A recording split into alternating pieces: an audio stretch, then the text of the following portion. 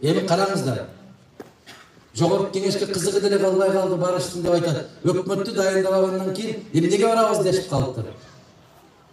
Анын эки себеби бар. Былтыр аябай акчаларын чачып алып, быйылга чейин ушу күйүп отургандары бар. Кошуп. Экинчиси чындыгында элдин маанайы, элдин көзү быйыл башкачараак.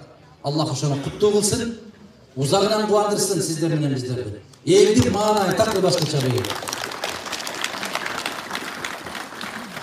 Албайбыз, алдырбайбыз, жебейбиз, жедирбейбиз деген сыяктуу болуп турасыздар. Мына ошол биздин партияга дал келет ушул. Мына ыйман деген жерге. Ыймандуу киши эч качан бирөөнүн акчасына муктаж эмес. Кедей эмес дейт.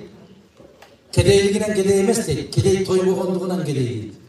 Мына караңыздар, сиздер ушундай болуп, карапайым жупуну кийинип отуруп, баягыдай соолукчулукту көп жасайсыздар. Ажынагы акчасын эсептей албай отургандар.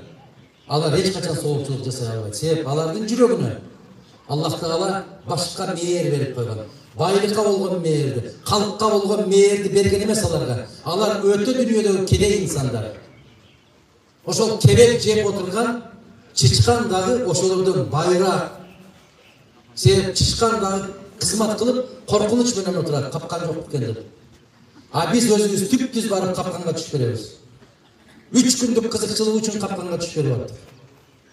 Быйыл Кудай кааласа таптакыр башка ой менен кетип бартабыз. Аллахка чексиз шүгүрлөр болсун. Ошол акыл эсти берип атат бизге.